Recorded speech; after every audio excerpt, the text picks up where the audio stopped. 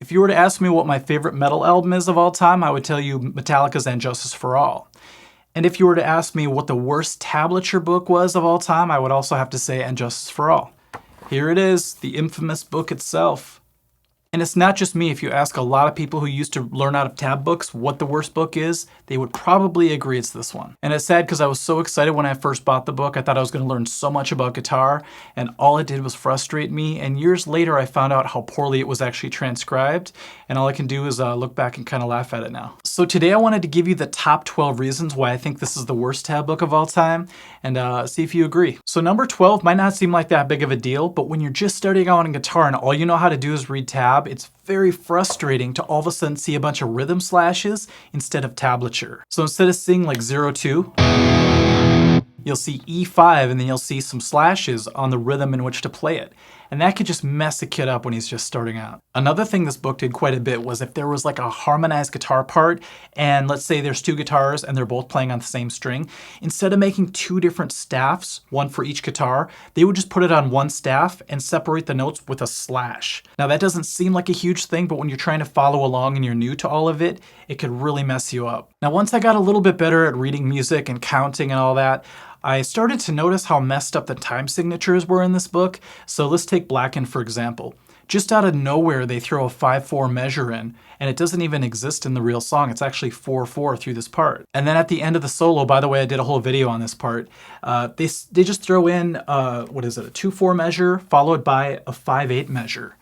And it's actually a straight 4/4 count, but for some reason they threw those in. I think it's because they were confused and they just wanted to get back to the one beat, so they just threw in a couple of strange time signatures. Number 10 is that shortest straw intro. I also did a video on that.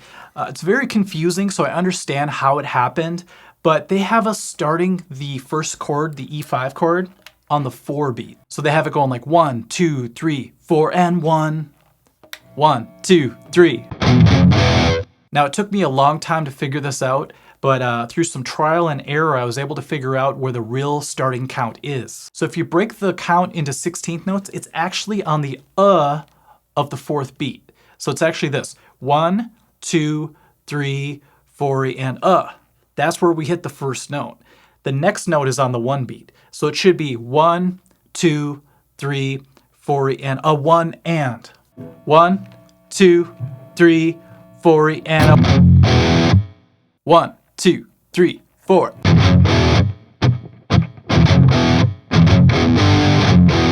Versus what they want you to do in the book, which is 1, 2, 3. Number 9 is the To Live Is To Die intro, which is actually supposed to be on a classical guitar, but I left mine at home, so I'm just going to use this acoustic for the example. And I really love the intro to this song, so I wanted to learn it note for note, but because the transcription is so messed up, it was way harder to play than it should have been. So here's an example. They say to go like this. So not only does that sound weird, it's harder to play than what it should be. It should really just be this. See the difference? So for some reason they have you jump into this power chord. Doesn't even sound right. And then also on this part. They say to add a harmonic at the top here while you play the 9th fret and the open string. It's really hard to do. So I just kind of gave up. I'm just like, nah, James is a genius. There's no way I'm going to ever be able to copy that. In the song And Justice for All, when it starts to break down a little bit and slow down, it's really weird because they tell you to do fretting hand mutes instead of palm mutes for part of it. So they say to go like this.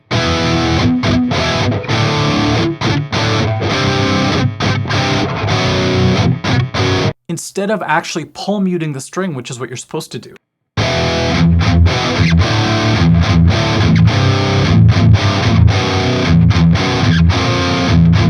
Now I get why they got it wrong. I mean, think about the tone that James has on his guitar for the rhythms. It's such a ripping tone that even though he's palm muting the string, it sounds like a dead mute sometimes. Number 7 is the Dyers Eve bridge part. And what they did is they made it the wrong inversion of the chord. So they said to go like this.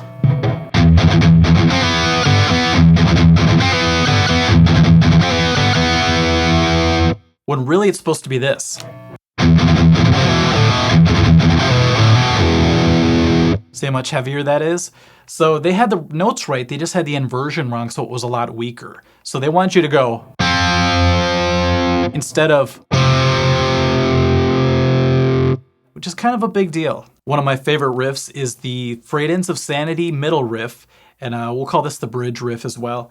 And what's cool about this is it's got this gallopy quality to it, and the way they have it transcribed, it kind of stops the fluidity of it, and it kind of makes it sound weird. Here's what they wanted you to do.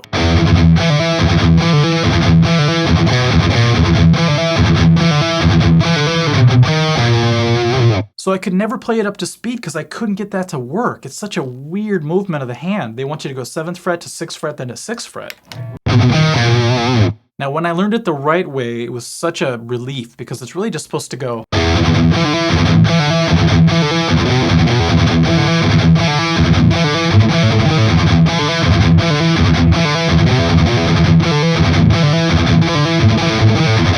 So with those pull-offs and the motion of your hand, you could really let it flow. See how this book is just making things way harder than they have to be? Number 5 is the one solo. Now, I bought into this so much that I actually taught this in a few of my videos with the pick tapping. It's the solo part when it kicks in and it's going crazy. Kirk's going nuts.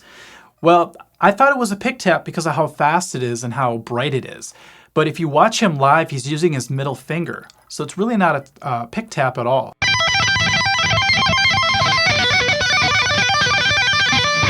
So that still sounds cool to me. I mean, I still do that sometimes when I'm covering the song, but it's not that, it's the middle finger. This book is kind of notorious for giving you extra notes and chords, or just the wrong versions of the chords. So for example, in 1, during the chorus, it's supposed to be a G power chord, but the book says to do this open string version, so like this.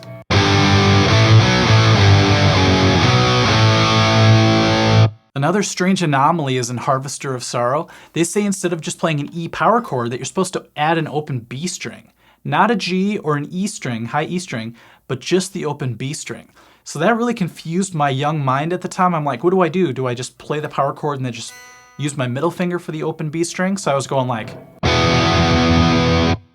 when it's not that at all. It's really just supposed to be the power chord.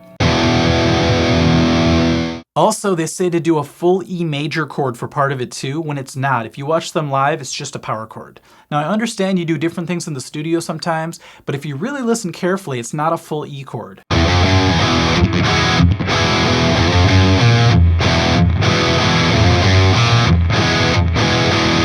It's not that. That's almost too full. Instead, it's just this.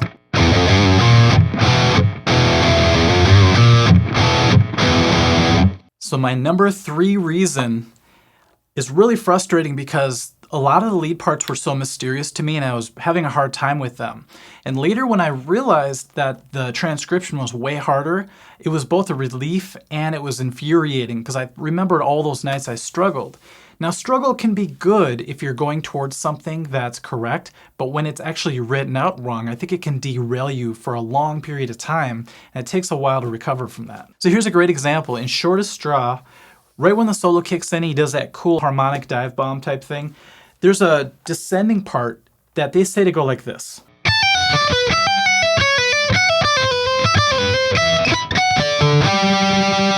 So doesn't that seem crazy and complicated? As a guitar player, if you listen to it slow and you play with it a little while, you realize Kirk is really just trying to do this for the most part.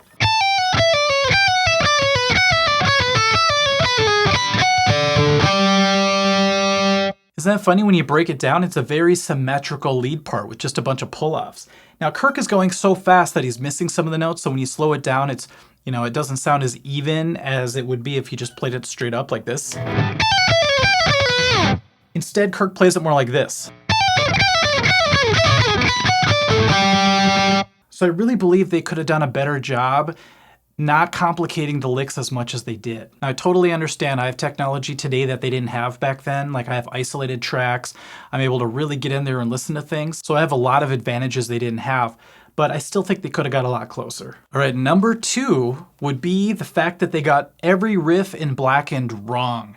Now, out of all the songs in this book, this one was transcribed the worst, and it's a bummer because it's actually my favorite Metallica song. So right off the bat, the first riff, they say to go like this. That doesn't even sound like it would be a Metallica riff. It's really supposed to be... So compare that to this. So bizarre. Now the part that kills me. They say to go like this. Once again, fretting hand muting versus palm muting, and they say to go.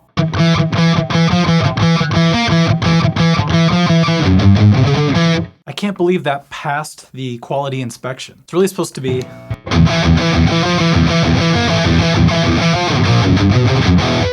Versus. Now they took the riff.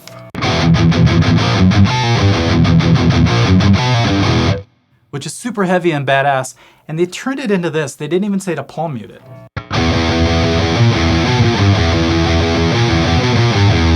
Now granted, it would make a pretty cool Slayer riff, but it is not Metallica Blackened. So even if you muted it,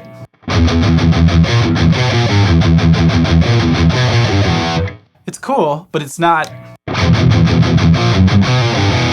And then the most unforgivable part of Blackened is the middle, because they made it a lot weaker than it is. So they said to go like this. First of all, there's some weird slide to the open, and they say to go.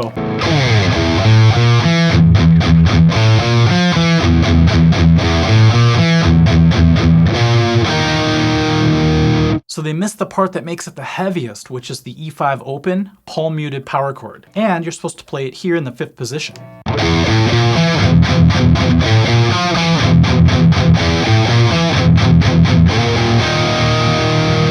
And the number one reason why And Justice for All is the worst tab book of all time, I think you could guess it, is the Dyers Eve main riff. This started off the whole controversy between, is it 2-3-2-3 or is it just all 2s? Luckily, James cleared this up recently in a video. He said it's all 2s, so it's case closed on that. But for the longest time, we were all going like this.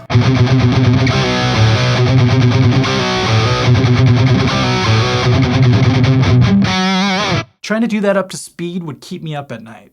Now that I know it's just this,